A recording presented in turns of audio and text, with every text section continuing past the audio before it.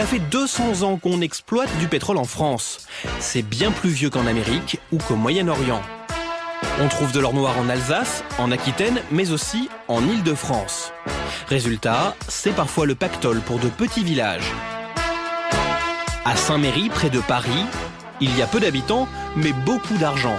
Le village a gagné jusqu'à 450 000 € par an grâce aux taxes payées par les compagnies pétrolières. De quoi transformer le décor. Les bâtiments anciens sont rénovés, les trottoirs refaits et des jeux pour enfants flambant neufs sortent des champs. À quelques kilomètres de là, une banlieue pavillonnaire. Voilà. Quand il sort de sa maison, Jackie marche juste au-dessus d'une nappe de pétrole. Là, on arrive à la hauteur de derrière chez moi, là. Les puits sont juste derrière vous, là. Et quand on a appris qu'ils allaient faire un forage au départ, ici, on a un peu ri entre voisins en se disant c'est le nouveau Dallas. On s'est aperçu qu'il y avait vraiment un gisement intéressant à terme.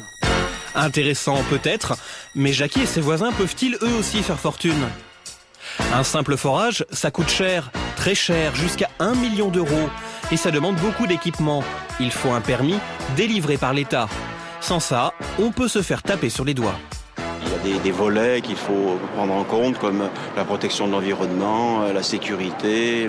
Bon, si vous voulez, c'est pas aussi simple. Il y a des sanctions qui sont prévues, des amendes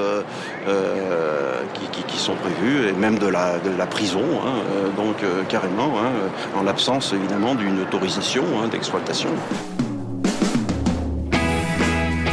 Pas de bol, devenir chercheur de pétrole, ce n'est donc pas à la portée de tout le monde.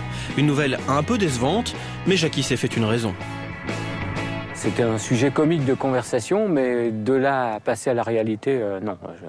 J'ai vu personne qui a une pelle et qui a une pioche. Non. On a tous des puits d'eau, et l'eau est à 9 mètres, et c'est la nappe phréatique.